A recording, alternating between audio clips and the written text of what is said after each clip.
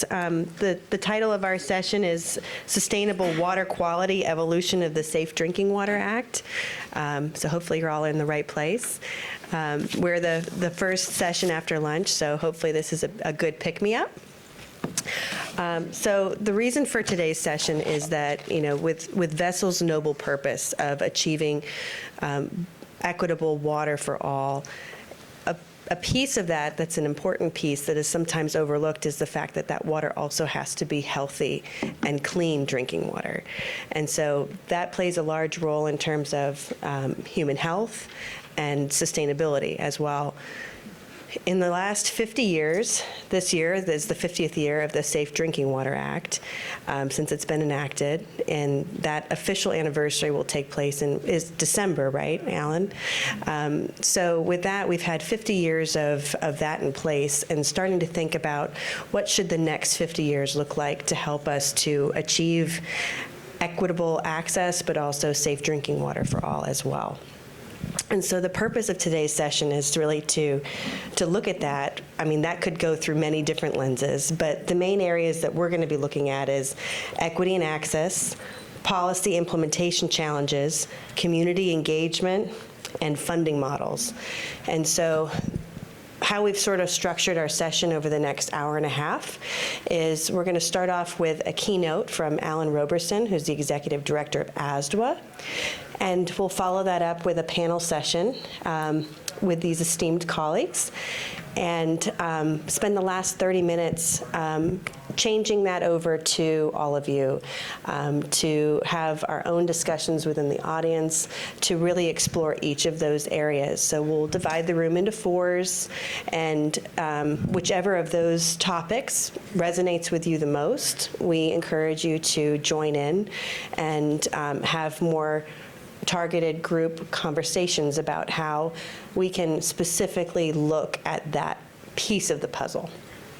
And then we'll do a group sharing session at the end. So with that, I'll pass the mic to Alan to kick us off with a look at the Safe Drinking Water Act, how it came together, and pros and cons moving forward. Thanks, Alan. Thanks, Caitlin, and I'm going to come out front here.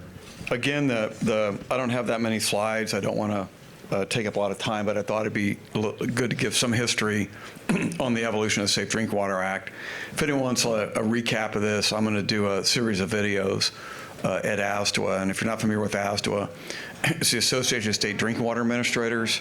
So our members are the state agencies that regulate drinking water across the country: Virginia Department of Health, Maryland Department of Environment, Ohio EPA. A lot of them have different names. It's the same function. They're the ones that actually regulate it. And so going back before 1974, I think it's kind of interesting because it started with the interstate railroads. And back in the day, they would have a container with a tin cup hung on a chain. And if you wanted to drink, you'd dip it in the container and drink from it. And they figured out pretty quickly that was passing disease back and forth. So they banned the common cup. And that was actually the start of Dixie Cup. So if you look on the Dixie Cup website, they'll talk about this. And so of course, now we have, red Solo cups and all kinds of cups, but it's just kind of interesting, that tie to a company that exists. And then from that, again, they were focusing on interstate commerce. And so they had the Treasury standards that applied for that. And then in 25, whoops, I went too quick. We had our first set of public health standards through the Public Health Service. And these standards could be used by states as either standards or guidelines. So how they were implemented across all 50 states really varied. In some cases, they were followed as standards. In some cases, they kind of pick and chose which one they thought were the most appropriate and developed standards. And some it was just all kind of optional. And so really the most comprehensive was the last set that covered 28 constituents. So for the 1974 SDWA, as Caitlin talked about, I keep standing in front of you if that's okay, all right. There were some drivers for this. It started with a community water survey where people in the Public Health Service surveyed about 1,000 systems. And they found a pretty high percentage didn't meet these guidelines, 41%. And we did a webinar in our office on April 16th, again commending the 16th because the 50th anniversary is December 16th of this year. And we had 3 or 4 people who had been around when the agency started up and the act started up, and one of the guys had been a sampler for the Public Health Service, and he said he went to a system in a state and took a tap sample and some feathers came out. And he was like, well, what is this? And he said, well, we have an old tank and it's got a couple holes in the roofs and the birds will come up there and nest, and we just get feathers occasionally, and you just sift them out and drink them down. And so not really it's not the story of the Cuyahoga River catching on fire, but it's still a good story. Darn it, I keep going too fast. So in 1970, EPA was established, and that's part of the broader environmental movement. So we had the Clean Air Act, the Clean Water Act, RCRA, CERCLA, and then in 1974, we had the first Safe Drinking Water Act. And it was really driven by these 2 studies. There's a sample in the Mississippi River where they found 36 SOCs. If anyone's ever been down to New Orleans or something like that, you can see why, because there's refineries and chemical plants all up and down the Mississippi River. And then 2 researchers, Beller from EPA in Cincinnati and Rook from the Netherlands, found disinfection byproducts in 2 different studies in the same year. And disinfection byproducts are when you add chlorine to kill the bacteria and viruses, it reacts with the natural organic matter. But it was the first time that they found these through the improvements in analytical chemistry. So you can imagine in the 70s, this is when they were first getting gas chromatographs and could start to sort out the different compounds based on the peaks in those methods. So we've had 3 iterations of the Safe Drinking Water Act. Again, the first one was passed in '74. EPA put out 2 regulations in the first 12 years. That really didn't satisfy Congress because one of the regulations was just changing the guidelines from the Public Health Service into primary drinking water standards. And then they did one for the total trihalomethanes, the disinfection byproducts that I mentioned on the previous slide. So in 1986, they amended the law and they set up a real strict timeline. You had to regulate 83 contaminants in the first 3 years, and then 25 additional contaminants every 3 years thereafter. So today we'd have over 400 regulated contaminants. It's a really high number. Really doesn't make a lot any sense when you consider other environmental programs. Under the Clean Air Act, they only regulate 6 common air pollutants. And as you can see now, or it's in the next slide, we're currently regulating 97 under the Safe Drinking Water Act. So they couldn't meet these deadlines. The 96 amendments, you could break into 4 major categories. It's a risk-based process to develop the regulations as opposed to that numeric criteria in the 86. We had 4 priority regulations that had specific deadlines in the rule, plus new state programs and new public information programs. So I thought I have a couple slides here that talk about the success stories, the achievements. One of the things that we're doing as part of the 50th anniversary is let's celebrate our successes, let's recognize the challenges, and I have a slide about the challenges that we're facing today, and then figure out how to invest in both people and infrastructure. You probably hear a lot about the increased funding in the infrastructure bill, and that's great, but we've got to have people to do the work. You've got to have people to help out the cities fill out the grant applications. You got to have consulting engineers to design the projects. You got to have contractors to build it. You got to have manufacturers supply the pumps, pipes, and valves, and everything you need in water treatment. So again, one of the big achievements was shifting away from these guidelines to enforceable standards. At the same time, EPA built a substantial program, not just at EPA headquarters across the mall here, but at the 10 EPA regions, plus the various research labs across the country. So there are a lot of people within EPA working at drinking water. In a similar way, they did this on the states. So we estimate there's about 3,200 people working in state drinking water programs across the country. And again, now the states have to have their own state standards as strict as the federal regulations. It's for 91 contaminants now, because the new 6 PFAS that got regulated recently haven't been adopted by the states because it's so new from the federal government. They've got 3 years to adopt those regulations. The states also conduct periodic inspections of the water systems. Sometimes it's once every year, sometimes it's once every 3 years. They approve all the plans and specifications for new treatment, and that's a pretty big workload if you think all the new treatment.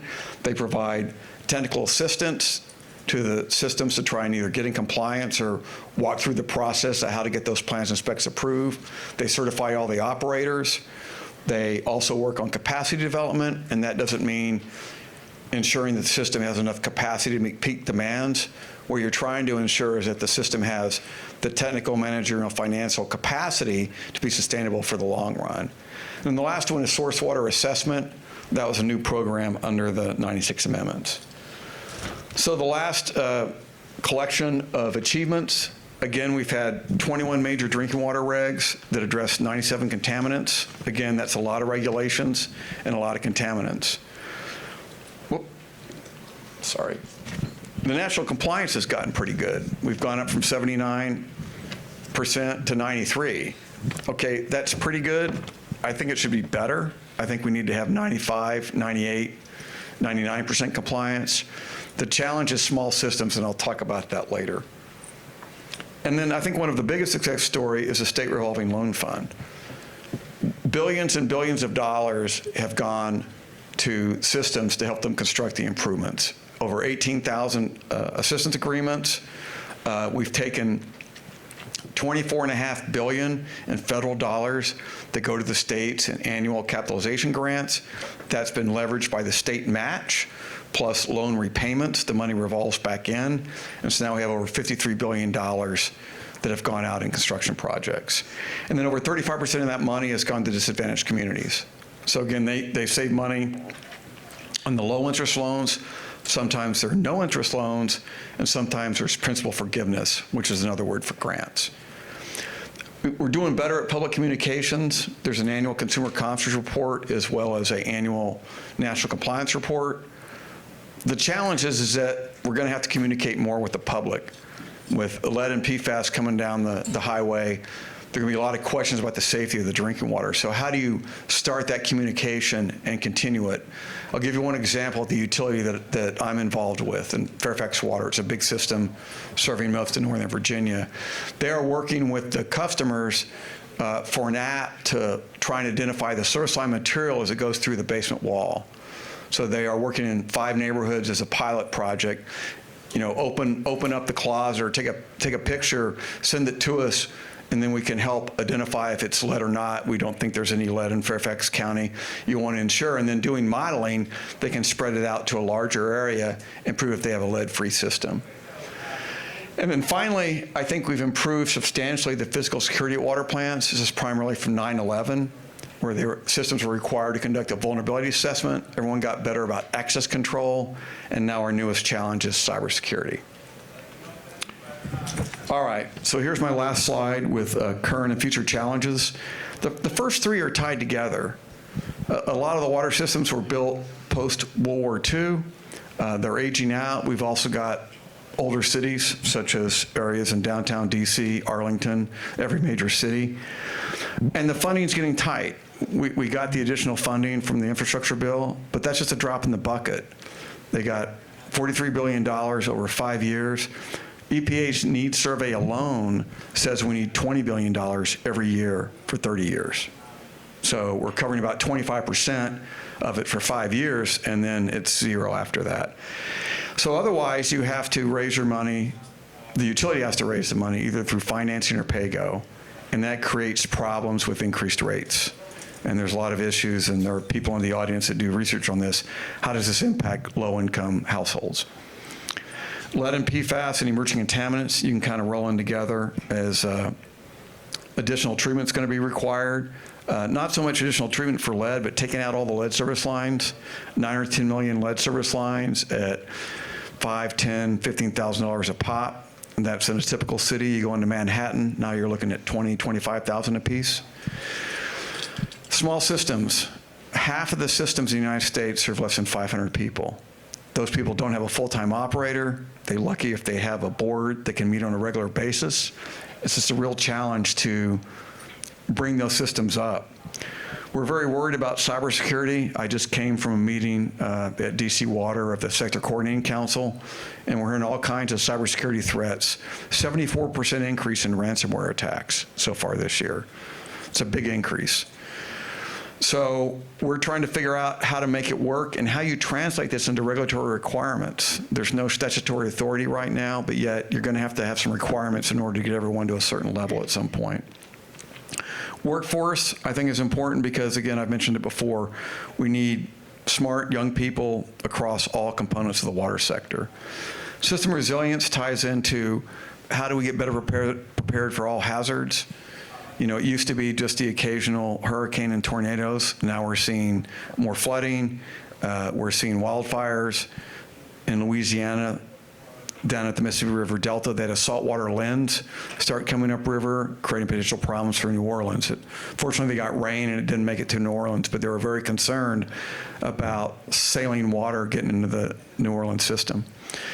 The last two, source water protection. Systems have to take what comes down the river.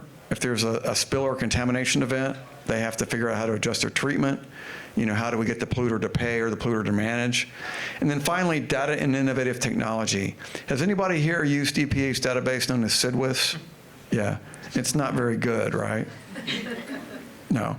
And so we have all this data, but it's difficult to conduct any kind of national roll-up to try and convert or merge that database with other demographic data. But yet the systems are doing all this monitoring, and we're not collecting it. And we need to figure out how to do that, given how we're all used to seeing data in a timely manner. In the same manner, there's a lot of innovative technology, but that technology has to be reviewed and approved by the state before it can be used for treatment. And if you've got a new technology, how do you ensure the Hippocratic Oath, do no harm? You know, you don't want to be the early adopter and have it fail. And so how do we train the review staff at the engineers at the states to be able to review and approve this new technology?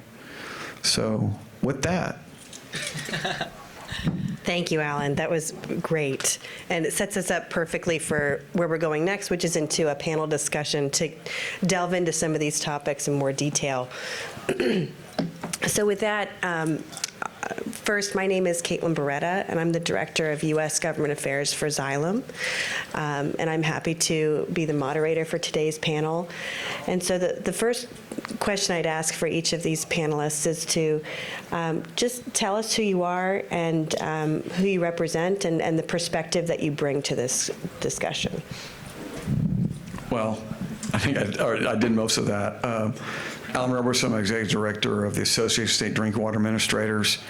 It's an advocacy group for the state agencies, and we work closely with EPA and Congress on all the drinking water regs and any drinking water issue. Lydia Rossiter with Moonshot Missions. I'm a senior utility advisor. Moonshot is a nonprofit consulting firm, and we provide technical assistance to communities all over the United States with all different kinds of problems. For many communities, we're able to provide it at no cost to them through a grant through EPA, which is very helpful. So I have direct technical assistance experience that I can bring today. I'm Chris Moody with American Water Works Association. I'm a regulatory technical manager there. Our main mission is education. So we have a big office in Denver that does lots of education, conferences, things on drinking water. We do standards and manuals of practice. Our DC office, we focus on policy issues like drinking water, SCWA. So my primary role has been under SCWA, analyzing rules like the PFAS rule and things like that. And then I bring an engineering background from before I was at AWA, so on the field implementation of drinking water standards and international perspective with working with communities that don't have resources to do new drinking water systems. We're doing the mics back and forth. Good afternoon. My name is Ted Stiger. I want to thank Xylem and Caitlin for this panel. I want to thank Dig Deep and Water for People for hosting this inaugural event. So congratulations for being here. This is a great turnout for something that hasn't happened before, to bring people together because water is a team sport. To address these issues, you are all experts. RCAP is the World Community Assistance Partnership. We have a thing, if somebody uses an acronym in DC, put up the jargon giraffe, and we will tell, because acronyms can be an access issue, and I think we a lot of times talk too much in acronyms, so we do a jargon giraffe. But RCAP is the Rural Community Assistance Partnership. We are a national nonprofit organization. We actually turned 50 this year. Our mission is to work with small and rural communities, predominantly community water systems, to really help them achieve compliance with the Safe Drinking Water Act. So all the things that Alan brought up. The 96 amendments also authorize Section 1442E, which expanded TA and capacity building, and then the infrastructure law further expanded that. So we have new partners in the room too helping us with these issues. Moonshot, Epic. So I want to give a shout out to the 96 section there that expanded. And our goal really is to help communities who are out of compliance get back into compliance. And partnership is in our name. We work with AWA on a lot of training and technical materials. We work with Alan and his members. We wouldn't be able to do the work if it wasn't for them. So I look forward to this conversation. I'm based in our national office. I'm our Chief External Affairs and Policy Officer for our network. We're in all 50 states and territories, and we've been doing this work for over 50 years. And last year we assisted around 2,000 individual communities. We know that that's a large number for a national NGO, but when you look at the sheer number of community water systems in our country, hovering a little over 49,000 and change, 92% of those systems are small, which means 10,000 or below in population. So look forward to the conversation and turn it back to you, Caitlin. Great. Well, the first question, and all of these are very broad, and we were joking before that we could spend an entire day just on any one of these questions. But Alan, you had talked about just sort of the road of regulations. Just recently, we had the EPA come out with a drinking water regulation for PFAS. And that's the first regulation that's been set for drinking water qualities in 30 plus years. And so the first question is really, I mean, it's obviously not an easy task to get these regulations done. And so what challenges exist for water quality regulations to be enacted at the federal level, and how can we overcome them? And I'll start this question with you, Ted, and see if maybe you can start us off, and please feel free to share the mics. Well, just to, I mean, as Alan highlighted, I mean, the beauty of our country is that no matter where you go, that's the goal, right? You can turn on your tap, and that water is safe to drink, right? Community water systems, regardless of size, comply with the same regulations as Chicago, New York, but in doing that and being able to offer that, that's why, you know, capacity building, that's first and foremost. And Alan mentioned 92% compliance. We'd like to see that higher. So that's a pretty high bar, right? For systems of varying sizes, we all know the different demographics, and you know, we're here to talk about also the 2 million people that aren't on a utility that we know of, right? And what about those folks too? And making sure that they have water access and sanitation access as well. So I think that's our baseline. And when you look at the sheer number of community water systems in our country being right around a little over 49,000, other utilities, electric, broadband, there aren't as many. There's about 2,000 electric utilities in our country. It's a lot lighter, as people are aware, running electric and fiber. It's lighter, it's more nimble. Water is heavy, moving water, pumping water. So when you look at those basic, you know, items, and then Alan had what, seven items up on that slide, all the different expertise. What RCAP does when we first go into a community, people ask, well, how do you get started? I mean, we do what's called a technical, managerial, and financial assessment. That's our initial assessment when we go into a community to really analyze where, if it's a non-compliance related issue, we got a referral from one of Alan's members, we got a referral from a congressional office, or that's kind of where we start. It's sort of a baseline.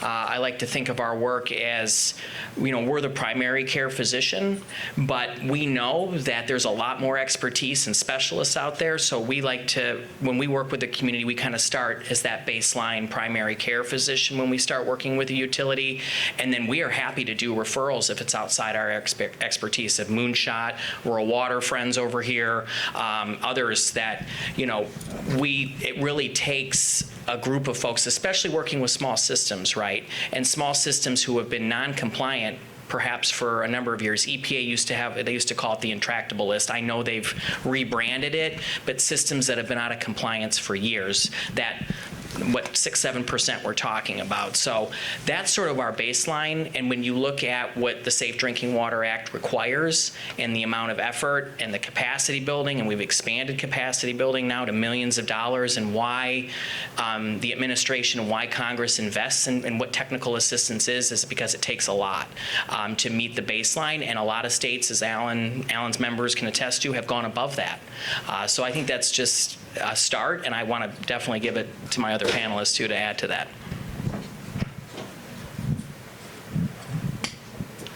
Thank you. I would also say that another major challenge from the utility perspective is that lack of accessibility of funding.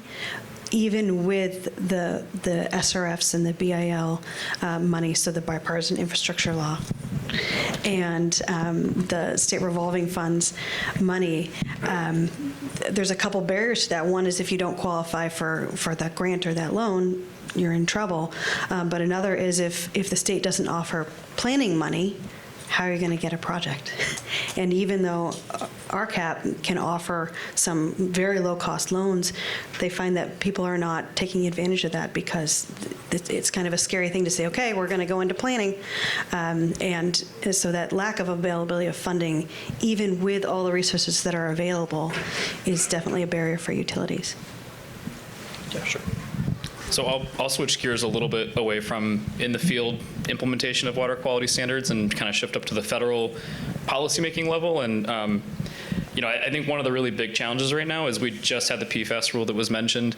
If you dive into the economic analysis, we're talking about almost equivalent costs and benefits. So I think it's raising questions for folks like Alan and I that are saying, okay, where do we go from here? If we're talking about 50 years ago, we were talking about the common cup, then we went to the Dixie cup. Now we're talking about some DBPs, 91 different contaminants, and our most recent set, we're talking about 1.5 billion in, 1.5 billion out, no really significant benefit coming out of it. And so I think as we move forward, especially with emerging contaminants, where we're going to have to start looking is having EPA be a lot more holistic in their regulatory framework. We have a lot of different statutory authorities like Clean Water Act, Toxic Substances Control Act, Resources Conservation and Recovery Act, trying not to do acronyms. Lots of different ways to control pollution at the source as opposed to letting it get out. And then that starts to speak to the 2 million people you mentioned, where if we set a drinking water standard, we're only hitting those people that have a public water system that's serving them water. We're missing that people that have private wells that are probably also contaminated in the same area, and we see research that suggests that. And so I think we really need to have more holistic approaches from federal agencies and from manufacturers, and how we research new chemicals that come into development before they get released. Moving forward in terms of Safe Drinking Water Act, I think the really big challenge is we have a really big desire sometimes to do a drinking water standard, and the data is not there. In SDWA, the 96 amendments particularly were super useful in the fact that they put a framework forward that we don't see for a lot of other regulations, where it's meant to really prioritize investments in the right things. We don't want to just go chase 80 or whatever the number is of chemicals every year, every 5 years. We want to go after chemicals that you do it, the community makes the investment, and there's a measurable impact to that community that's positive, not only from the public health side, but from kind of the more of the societal cost of they're investing $100 a year more in their water, and they're getting a good health benefit out of it, and it doesn't mean that they took away from health care or better food quality or other things that might be a better impact on their health. So I think we really need to see EPA and some of these other partners focusing on research that gets us over those data burdens that point us in the right direction. Because one of the great successes I think that we fail to talk about sometimes is we haven't had a drinking water regulation in a while. And usually that's the focus, is we haven't regulated a new contaminant. It also means that we've spent a lot of effort monitoring for unregulated contaminants, either not finding them at all or not finding them at a high level, and then the EPA making a determination that, hey, you know what? We looked for it, we looked at the health effects, we looked at the costs, not a good opportunity to regulate, we're passing. And I think that's a really big success in the country, because it shows that we're actively looking, we're actively trying to find something to regulate for, and there's lots of things that we've had negative determinations for, meaning we didn't need to go and put a new burden on because we still have non-compliance issues like arsenic and DBPs. So. Yeah, and to kind of build on what Chris said, I think EPA has the ability to make more negative determinations they've done in the past, that there's a lot of contaminants that were on their contaminant candidate list, the starting point. They monitored under the unregulated contaminant monitoring rule, and they found it once or twice or 3 times across 8,000 systems across the country. Not really necessary to keep on the list. And they haven't done that because from their point of view, it's bad politics, a bad lens to say we don't need to regulate, A, B, C, D. The challenge with making the positive determinations is really the health effects research. It's slow. It's agonizingly slow. You want it to be done right, but yet they need more resources to do that. There are a handful of other contaminants that are worthwhile either looking at again as part of the 6-year review process or getting to the finish line and making a decision one way or the other. And they just have lingered for a decade in some cases. So that's some of the challenges that I think the agency just needs more resources targeted toward getting more contaminants through the pipeline. Yeah, and that long timeline often gives industry time to develop alternatives, and then they've moved on to something worse. So I want to pull on the funding thread a little bit more. I know many of you touched on access to funding. So how do funding mechanisms directly impact infrastructure, both from not just putting in technology, but also the maintenance that is going to be required on the back end too. And for this one, I'll start with Lydia. I think you had some case studies to share on that front. I have a PFAS case study. So PFAS is, that regulation is brand new. It's still drying effectively. And one of the things we do is we take calls of folks that want technical assistance. And one of the major questions lately is can you handle PFAS? And so the community we're working with in Colorado, they know they have PFAS. They know they need to solve it. They need to solve it fairly quickly, right? So they're weighing the current options, looking at possibly new technologies that may have a lower maintenance costs in the long run, because they're going to have to deal with this forever now, right? So they want to try new technology. And they talk to the state. The state would like them to pilot it, test it for a year, which sounds great. And it sounds like a good way to see how it's going to work. I said, okay, we'll go test it. And the state said, all right, we've got funding available. The problem is that the testing, third-party testing, will cost probably $1.5 million. And the cap currently on the state planning funding availability is $300,000 per utility. So we're in discussions now with the state of, okay, what would you like to do now? Because none of this is cheap. I mean, $300,000 is, it feels like a lot, but it goes really quickly when you're doing something like that. So it's a good example of, water is a team sport. We have to figure out how to address this now that it's right in front of us. And that's, I think, a really good example of, okay, now what do we do? And those big ticket items aren't specifically for the new technologies. I mean, the existing scalable technologies also carry a hefty price tag in many cases. And I think one part about the funding is all the state revolving fund money, be it the original or the BIL funds, go through the states of the systems for capital construction. So with the PFAS treatment that goes in, there's a pretty big operation and maintenance cost. Mm-hmm. And so I'm going to do some math to figure, okay, what's the system size, 600 or 800, with an average water rate, where now they're going to have to double their rates to pay the O&M. And you can use cost curves and figure this out. I haven't done that exercise yet, but, I think it's a useful exercise to say, this would be a 50% increase, this would be a 100% increase, 150% increase, just to show everybody, assuming that you get the free planning work and free construction, not including even payback, if you get a blend of a loan and a grant. And so I think the operation and maintenance cost is something that and how that impacts rates, how that impacts affordability, how that impacts low-income households. So. Anyone else want to add? Well, and to the interesting thing at RCAP, we work predominantly with community water systems, but we also work on federal and state policies designed to either help connect people who either aren't on a utility, they have a well that's failing. I'm trying to figure out, I think, are we, the topic of Safe Drinking Water Act is super important, but Safe Drinking Water Act does not regulate people on wells, and the Clean Water Act does not regulate folks on septic. So, we've been working on programs, right? Our CEO, Olga, wants to talk to Congress. We're going to maybe talk to Congress about what we can do to maybe better support O&M, right? Because EPA and other agencies can build you that field of dreams, but then you don't have the players to play on it, right? And that's something that we've talked about EPA, right? That the state revolving funds can really build you things.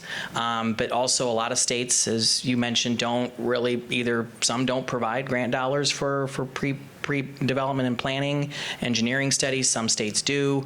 Some states can build it into the SRF package. So it really depends on the state and the community that you're in. And we get to ask that question, well, what's the biggest challenge that small systems face? I'm like, well, you need to talk to that small system. You need to talk to that community.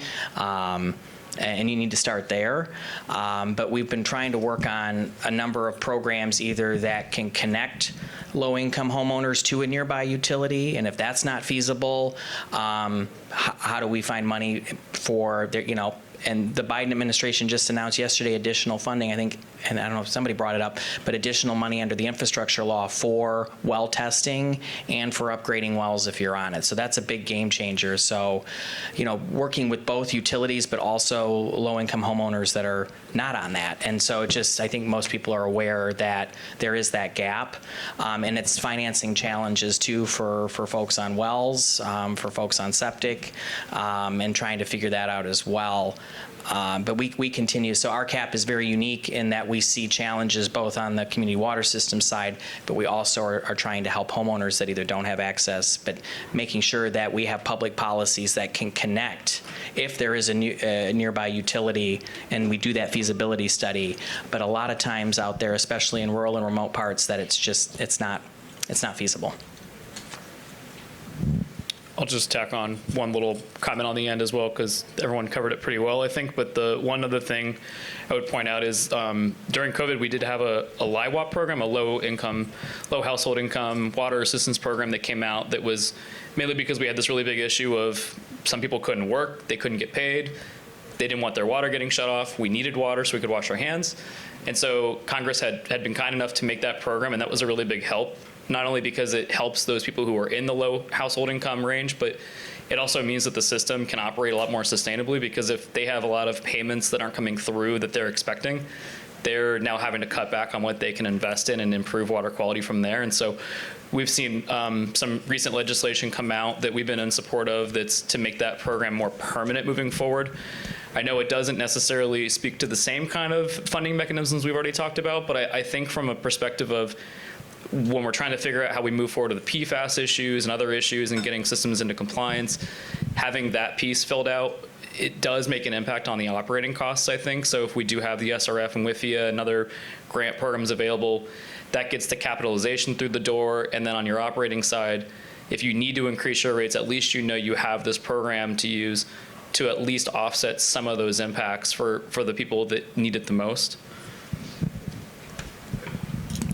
Great. So I think we have time for one more question, and then we'll open it up to all of you to ask the panelists any questions you might have. So start to think on those. So what steps can we take? Because I think right now we're sort of in an epidemic of the public, the general public, the communities that we're working within, they don't trust their water. And so how can we better communicate to the public and engage with them some of the water quality issues and help them to trust their water in a greater way? I'm going to jump on this one, Ellen. You go ahead, and then I'll follow behind you. Because I think they're going to have really good comments too, so I'm going to get in there so you guys forget my comment. I think one really big thing that AWA has been really supportive of over a long time is trying to get water systems to understand they have to communicate early about issues. We've been talking since we've been blue in the face for over 5 years about get out in front of the PFAS issue because it's going to hit. whether you like it or not. And if you're not having the conversation until after there's a regulation, you've already lost that public trust, because now they're hearing it from someone else. They're not hearing it from you, and hearing it from you means you're now the trusted expert on this issue. So I think that's one piece of the puzzle. I think the other thing is, just in the same line of thought, is making sure the system is being not only communicating with the public about their water and how their water gets to their door, because I think a lot of folks generally just think, I turn on the tap, it's there, done. And I think a lot of folks just think it's a groundwater well that just goes directly into their tap and that's it. They don't realize the amount of biological and chemical engineering happening at the plant and the level of expertise by the people running the system. So I think bridging that gap with their customers is an important piece, because now they understand this isn't just someone turning on the water, some bureaucrat that doesn't know what he's doing and doesn't care. It's someone who's in the community that does this for a living, also cares because he lives in the community or she lives in the community. And I think the other part of it is having that, water expert being in the local and the state officials' office talking about the issues, because we need to make sure we're being clear as water professionals to talk about not only the water quality concerns we have, the new emerging contaminant that we all care about, whatever it might be, but also just sharing the experience about the issues that system is facing. Because I think what we tend to see is people either know one side of the equation or they don't know either side of the equation. And so then fear drives the conversation, as opposed to letting us all have an informed conversation about, hey, we're doing the best we can. We have all these treatment processes. The system's 45 years old. I don't have funding. If I do this, it's going to increase your rates this much. We really want to do something. We just don't know what to do. We don't have funding from the office. We need these things, because then everyone's on the same playing field having the same conversation, and the state, local official knows what to do to help you. The community knows what you need to help drive that conversation. And that way we're actually getting something moving forward where everyone's working towards the same goal. Because I think a lot of times, there's a little bit of an adversarial role happening where the public doesn't see the water system as their partner or their supporting person. They look at it as another government entity saying, don't worry about it, it's fine, just don't worry about it. And I think we just have to get past all that with really open, clear communication to everybody. Yeah, and Chris, you hit my point at the start, which is utilities need to communicate early, often, and it's through many channels as possible. And that's the thing that's changed a lot since I started working in drinking water, in that this annual report used to be put in the mail, and it became to be like junk mail. And then in this era, they're putting it as a flyer in the Sunday paper. Well, how many people take up paper? You don't get it. So, and then you're losing touch with the utility now, because a lot of them are getting electronic portals for billing and payment. So you used to have bill stuffers. Well, we don't get a bill anymore in my house. My wife goes on a portal and sees what it is and arranges for payment. And so you have to figure out, are you going to, have a Facebook and an Instagram and X, and what are you going to put on there? And how are you going to communicate? This is National Drinking Water Week. Every water system ought to be pushing messages out right now. And we're not seeing that. So I think how you get everyone used to, think about how you get, your information. I'm not saying that Fairfax Water needs to make TikTok videos, but I mean, they could, again, Instagram and LinkedIn and Facebook are all appropriate. I think, Chris, you said something about understanding what it takes to treat water. Take pictures of your filter gallery and says, look at all these pipes, and we have people that know exactly what they do, exactly how to turn them on and off and make it work. So there are ways to do that. And then I think it's also important to highlight the success stories of a career of people working in there. So Caitlin has a college colleague, Michelle Seminari, who works at Fairfax Water, and she's the plant superintendent of the largest plant in Northern Virginia. And I think that's astonishing. I don't know exactly how old Michelle is. She's in her 30s somewhere, but she's way younger than me, is a way to put it. And yet she is, through her knowledge and skills and ability, is now running the largest plant in Virginia. And I think it's really cool. I'd love to see like a little vignette about her. It's like, hey, here's this young professional that has all this responsibility. They're treating 100 million gallons a day, serving a whole lot of people, and I think that's fantastic. So, Lydia, I'll let you talk. I would echo in saying early and often in terms of communicating. I also think it's if it's possible, given your bandwidth, to become a visible anchor institution in the community. I live in a district that the water district folks hand out water at the Art and Wine Festival. And my general manager where I live is 6.5 feet tall, redhead, big dude. Can't miss him. And everybody knows who he is. And I think that really makes a difference in making it personable, relatable, and you can trust him. Yeah, I was just going to say, too, we offer in our work communications toolkits. We know that small systems, don't really have PR, public relations, communications, marketing professionals. So especially systems where trust has been broken, we offer, and I think training is a very important part, too, of what technical assistance is and what capacity building is. I mean, we didn't even talk about operator training and the state requirements there, and making sure you have good operators and they're well trained and their certifications are up. But we do offer community toolkits when you communicating in a crisis. How do you repair trust when it's been broken? And I think, working with small systems, I mean, RTA providers offer that, and we do trainings, and also only move at the speed of trust, right? Things only move at the speed that you have. So once that's broken, that can take sometimes several years to repair, and we just know it's a small part, but we do offer, toolkits and what the requirements are under CIDWA when the community right to know laws and some of those newer changes from the last several federal drinking water laws too, as it relates to notification, and making sure that that's also making sure that they're following federal and state law. So. Yeah, absolutely. And I think it's sometimes lost upon the public that bottled water is not immune from these same issues. And, I think that's a real misunderstanding, that our public drinking water systems are held to more regulations than the bottled water themselves, too. And I love what you said, Lydia, about early and often. Chris, did you want to add something? I actually thought about one more thing when these folks were talking too. I think there's two other aspects of how well a system communicates with their community that really play into the water policy moving forward. The first one is we have a massive workforce issue that we're going to hit soon. I mean, I think it's been called the gray wave. I'm sure some folks don't like that, but we're going to have a lot of retirement happening soon, and we don't have a lot of people coming into the sector. So I think the more that a system is outwardly talking about how great they are and how much they're a pillar of their community, it's going to bring forward that workforce, aspect of it, and that's going to help a lot.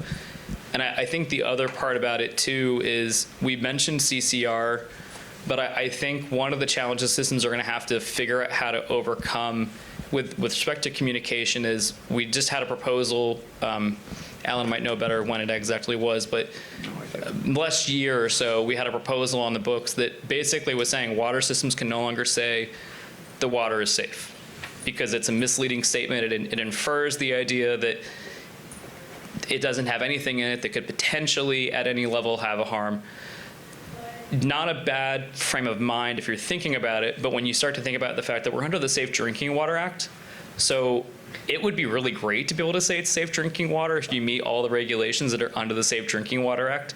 I mean, when we sit around every day and move around through society, we don't sit there and say this car is unsafe, this road is unsafe, this is unsafe, this is unsafe, because we all kind of, there's this embedded assumption that yes, there is a risk in life, and there's going to be low risk things, high risk things, things that are intolerable risk.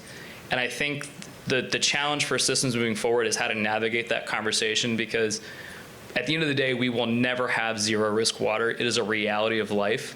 I don't think any of us in this room will ever live to that point because it's just not possible. So I think however water systems start communicating, really the next 20 years, they have to figure out how to navigate that conversation, building the trust, building the communications early and often, hopefully gets us to that point, because otherwise we're going to go down a pathway where the water just won't be affordable if we just try to get zero risk water.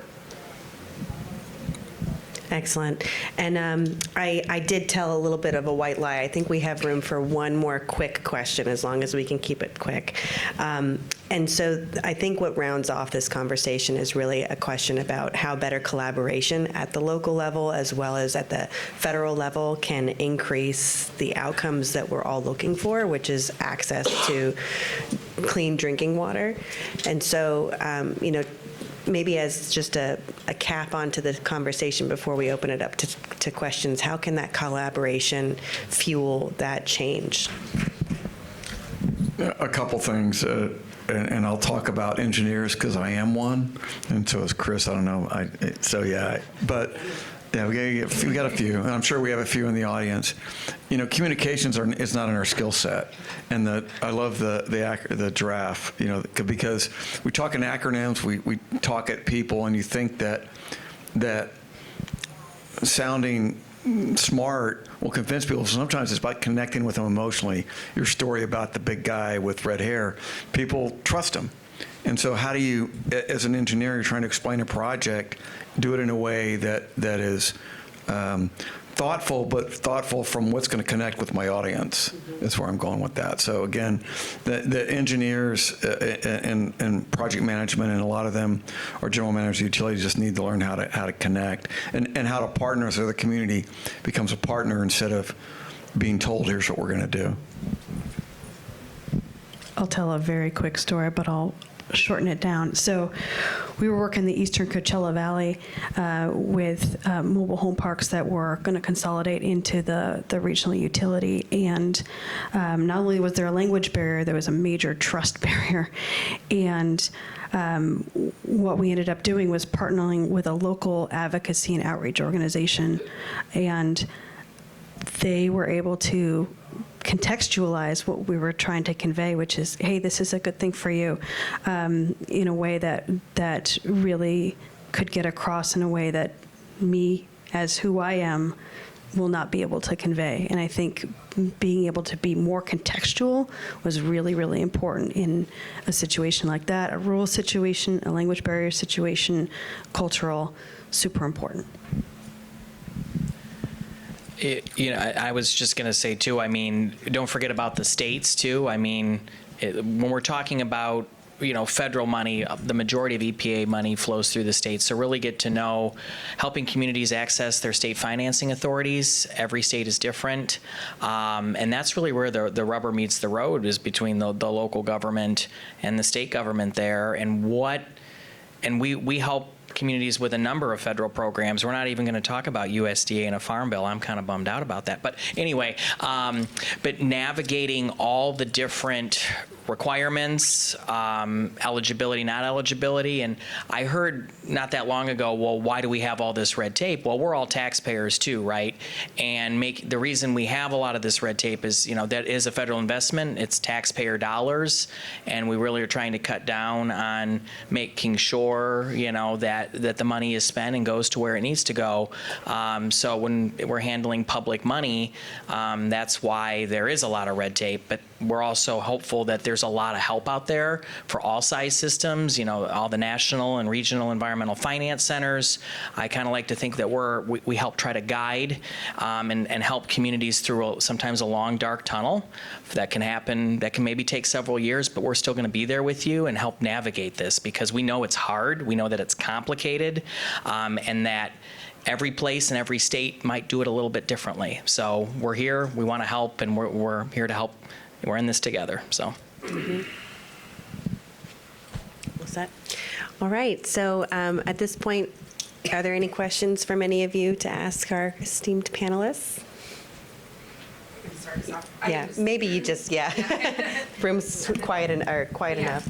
I was just wondering, maybe trying to get back to WASH and thinking about decentralized users. I work a lot with utilities too, so helpful to understand maybe if you guys have recommendations on how to support decentralized users that are on wells, shallow or deep, to have better, safer drinking water, or be able to test, to be able to say, like, we need money to be able to connect, or just kind of trying to tie it back to WASH. Yeah, and that's sort of what interests RCAP in joining Vessel, because, both through USDA programs and a couple of EPA programs really trying to help, having some funding mechanisms, either a small loan or a grant that can go through either a financial institution or a nonprofit to be able to work with homeowners to either upgrade their wells or at least basic assessment on where that private, and we have that program.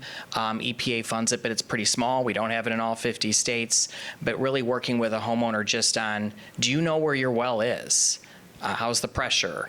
Just a basic understanding, and then we would do an assessment there, and then if our provider says, hey, we need to get this well tested, and then try to be able to find some financing options, right? Because wells are really regulated usually by county or city governments, sometimes states, so it's sort of a hodgepodge across the country how wells are regulated. Sometimes it's part of when you sell a home, that there are requirements that the seller and the buyer, but not all states have that as well. But we've been working on federal programs. There's a USDA program that we work to expand called the Decentralized Water Systems Program. It's encased in the Farm Bill that really helps address both low-income homeowners on the well and septic side. But it's just such a small program. But again, we're trying to keep pushing that boulder up the hill. In the infrastructure law, we were able to authorize a program at EPA solely for decentralized. There wouldn't be a population cap because at USDA, it's really for rural folks. But there is a program we're trying to get funded. It was created in the infrastructure law that would allow for loans and grants for low-income homeowners to refurbish failing septic systems. So we're working on it. We know that it's just such a small slice when we think about the state revolving fund dollars, lead and, but we're working on it. We know it's small, but mighty. Any others? What does the conversation at the federal level look like to reconcile the competing priorities with the available funding? So when you're talking about aging infrastructure, non-compliance, emerging contaminants, like each one of those things could take all of the available funding just in and of themselves. And so how do you reconcile those competing priorities moving forward? Because there's not enough money to deal with all of those at once at the moment. Yeah, and again, I'm going to put on a different hat. If you hear me talk about Fairfax Water, it's because I'm on the board of directors. And I think, so this is a well-funded system, serves 2 million people, revenues are 218 million a year, a fair amount of money. But in that context, they're still doing the same thing. And what utilities have to do is kind of a risk prioritization matrix. So you're thinking about investing in system resiliency is like buying insurance. You buy a new car, you insure it for collision for a while, and then at some point, as it gets old, you may just drop it and get liability. So how do you educate the systems to be able to go through and say, okay, at Fairfax Water, they're increasing their investment in replacing pipes from $10 million a year to $50 million a year. How do we do that and do it in a way that is helpful for the customers? At the same time, now they're looking at possible $300 million investment on a carbon facility. So how would you do that and still maintain your increased rehabilitation of the aging infrastructure? We're kind of fortunate here. We don't have to worry about hurricanes or flooding as much, some of the natural disasters, which helps a little bit, because all that is, again, it's insurance. Do you have generators? Do you have generators for your entire system? How much fuel do you store? It's all capital investment. So I think the idea of having a rigorous kind of benefit cost analysis like EPA does on these different priorities, and that may vary from system to system. In Louisiana, they've invested a lot into hurricane protection. Really more recovery. How do we recover in a timely manner? So they have to be site specific. At least that's my perspective. I guess I'll just add to that. I think the agency needs to really look more closely moving forward with their new regulations, because I think a lot of people are excited about the PFAS rule, but I think there's a lot of big issues with it. I mean, I'm not a big fan of the rule personally. We wrote a lot of pretty harsh comments last year on the rule, but it's because of this issue of you have a system that's not meeting arsenic rule from 20 years ago.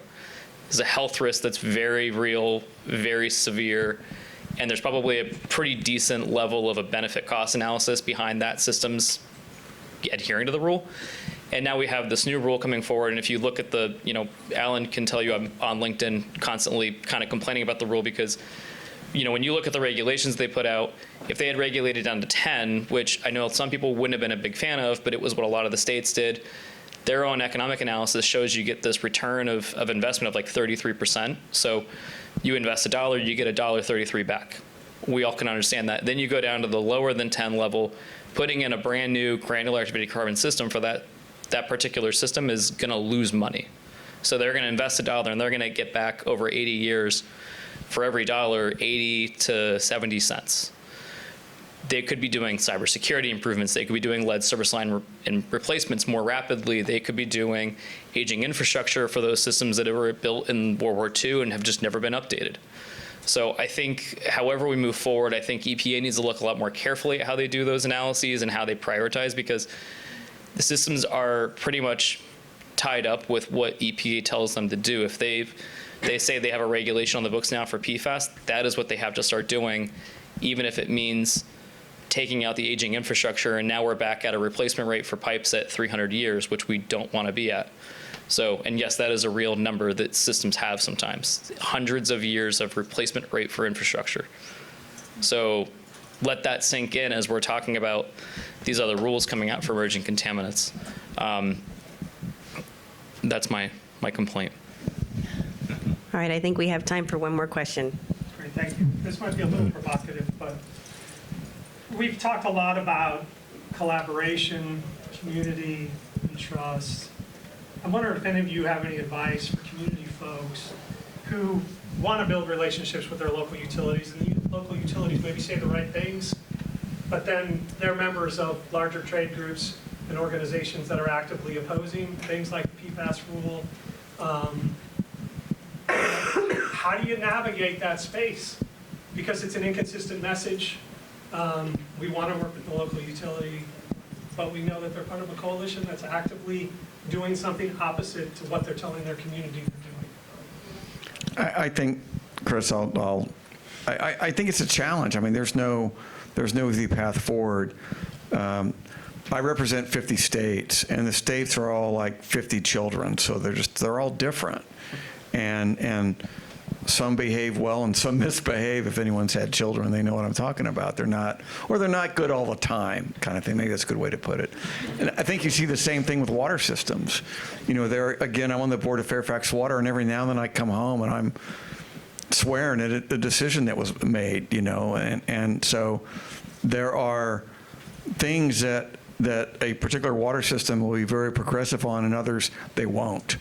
And the dynamics of their governance, what their general manager's perspective is. You talked about the gentleman, big guy, everyone likes him, and that's great. But I'm sure he's had a bad day or two in his life, and he may, someone asks him a question in the community, he answers in a way that he regrets the next day. And so I don't have an easy answer for you. So I don't know, Chris, do you have anything pithy to add to that? What I would say is the way, because you're right, we are, if we go against a rule, we're going against a rule, and especially the way it gets painted in the media is we're against protecting public health because it's expensive.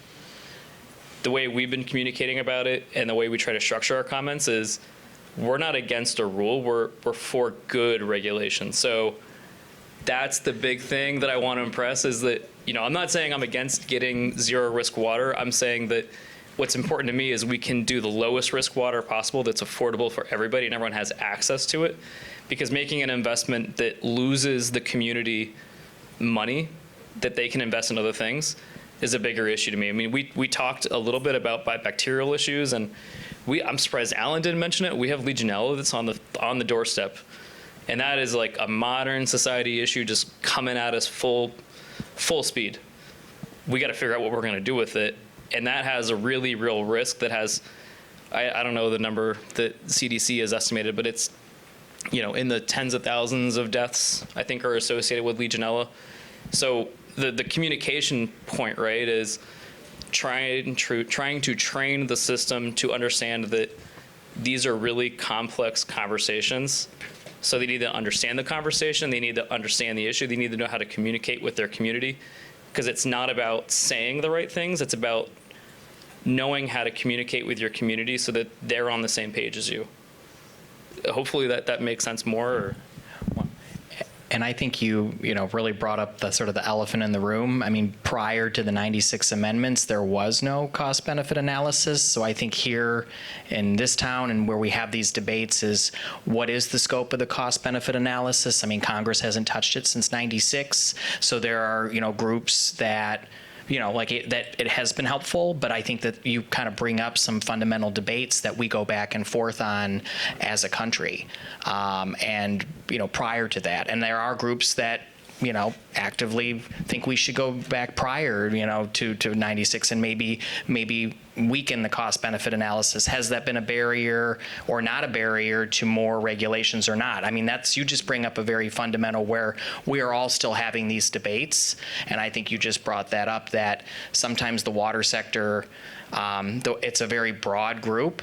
When I first got doing this work, we were trying to talk about a trust fund and taxing bottled water. There's a highway trust fund. They haven't raised the gas tax, but the transportation sector came together to get at least a federal trust fund dedicated.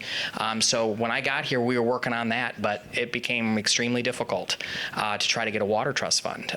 So I just think your question is interesting, that these debates continue, and Congress continues to debate this, and to continue to share your voice and making sure your communities have a voice in this. Everybody has a say in this, and I really, the hill's right over here. And so I just think your question really hit the nail on the head on the ongoing debates and differences, but that can contribute to, I just thought that was a really good question.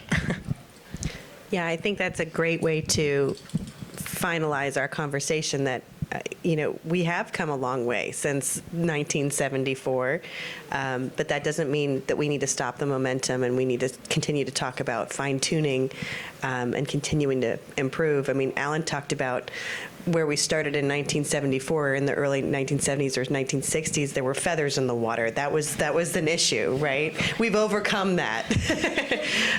But so there's definitely pros that we've left in the past, but we have to continue to move forward and figure out how to juggle all of these different multifaceted issues when it comes to choosing which contaminants are a higher priority or less, what's a better business investment, and then all of the different challenges that we've focused on today as well. So with that, the last piece of today's discussion is going to really ask all of you to involve yourselves. And so what we'd like to do is focus on the challenges we really talked about, which is equity and access, policy implementation challenges, community engagement, and finally funding models. So what I'd like to do is divide the room into fours. And so each of us will join one of these groups to really focus on talking about that individual challenge and how we can action it into the future. And so how can we better overcome funding issues, or how can we better overcome the equity piece? We'll spend about 5 minutes, and then we'll have about 5 minutes to just have a sharing session from the panelists can be the sharers that take notes. So with that, I encourage you all to remain seating where you are, or get up, stretch your legs, and move to an area of a topic that interests you most. In the front half of this room, we'll do equity and access. The back half of this room will be policy implementation challenges. Front half of this room will be community engagement, and then the back half will be funding models. So equity and access, policy implementation challenges, community engagement, and funding models. We'll stand up.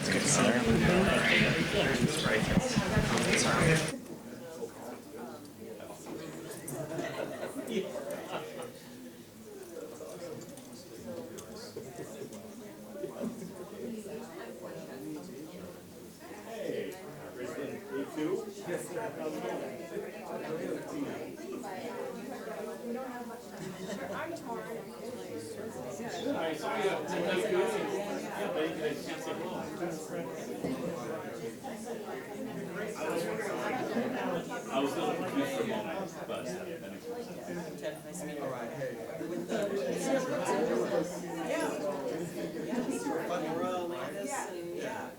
You got a good idea?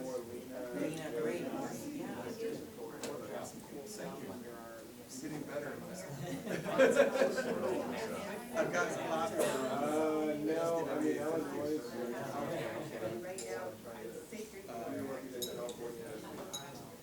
You gotta have somebody. I mean, the stroke I run is only so much fun.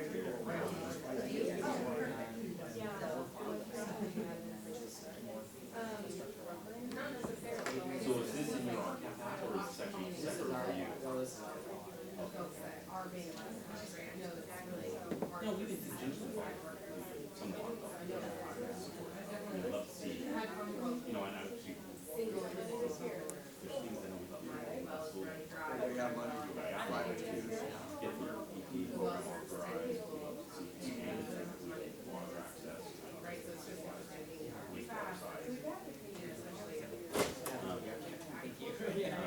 Love to see, you know, we centralize water. Really bad. We're supporting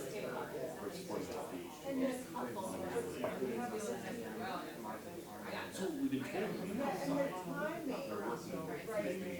There's a lot of parameters. You gotta meet. What are they saying?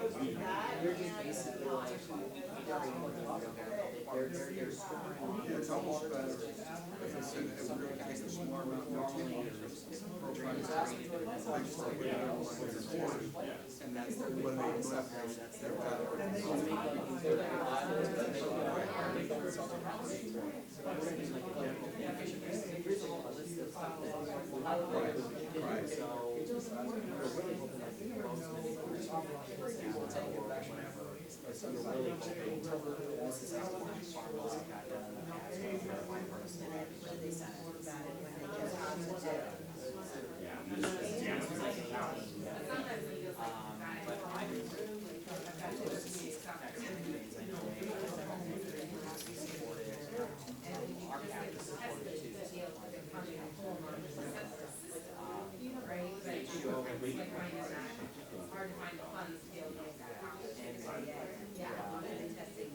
Well, and then, you know, because it reminds me of a big conversation 15, 20 years ago. And I'm thinking again in my head, I still, I mean, if you try to bring them to the hill, you get nowhere. And you got nowhere back where you were. Right. and it is far, it's very, so it's often like, it's just like your water quality is actually. Yeah. You're not gonna try to be yours, like. Find the funds together, right, because you have separate applications. Separate applications. Even if it's a project, right? Right, exactly. I mean, I don't see any crazy. Right. We think just it makes more sense to create some pilots there and Maybe, and even with Whitfield, it's Whitfield, which are new programs. They have to do something. Because they are about the energy, yeah. And they thought that, well, the thing is different than water. And they just noticed that. So are you guys supporting that deal? Yes. Okay, I mean, because we signed up on that one. Where it's like, That's what okay, we're supporting. it makes sense, it's not perfect, but it makes sense. I think the water sector is supportive of our law, but then we're not but like, we want to support that it needs its own line item. We're not supporting like, we're going to pay for it. That's kind of that's not, you know, I mean, you're not, we're earmarking us. See, that's where I think, you know, we can share that with the broader strategy of how we're going to access. You know, I mean, that's become, think about it, it's over strive. And that's, it needs to be a run, standalone track. We support that. That's why when I first got to Right, because a lot of them don't. You know, they don't drill in the city. I mean, it's not their business, their business is putting on water, so you're going to look at an area like when I first started like that, I thought that Yeah. There's lots you want to do with you know what, I mean, the Whitfield program was created. You'll get the appointment to take off. We've done that back and forth, Yeah, yeah. we've done that infrastructure between roads, bridges, and water to water. So, but I agree.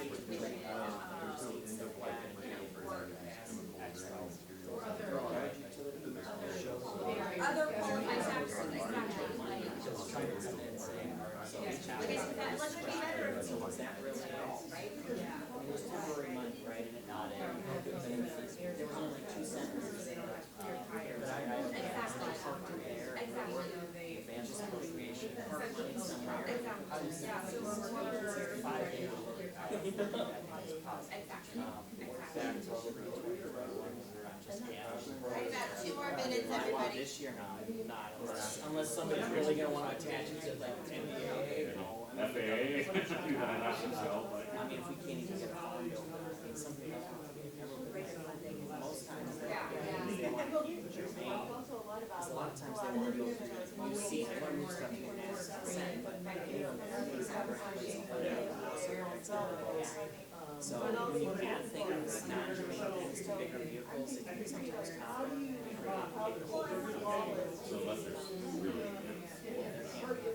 This is fun stuff, you know, and I've noticed some utilities, I remember some. Is there no water? Yeah, water, I've heard. Utility companies 3 or 4 years ago say that we water utilities now are the same. I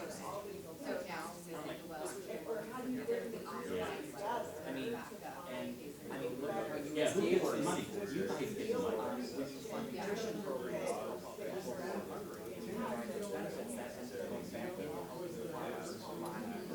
Yeah, I mean, I think, Victor, your solution is still where you're supporting programs that help support those focusing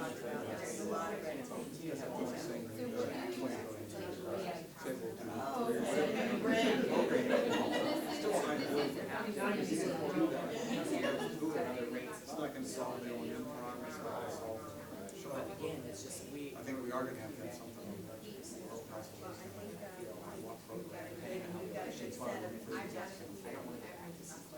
Okay, everybody, you can wrap up your conversations. That's not on. Thank you. All right, everyone, if you could wrap up your conversations, we'll start the sharing piece. This group up here in the front corner, we focused on the topic of equity and access. So this is obviously a very large challenge, especially for the Vessel Initiative of being able to overcome safe drinking water for all.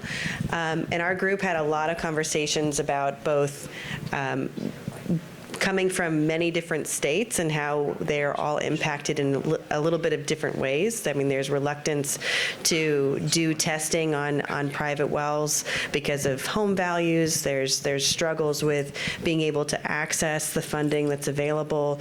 There's issues with when funding is available, even having to drive hours to be able to go and get to it. So what we've kind of come up with in terms of some solutions is really developing more awareness of the programs that exist. And whether that's federally funded or locally funded or even organizations that can fill in those gaps, making sure that where that exists is made aware of.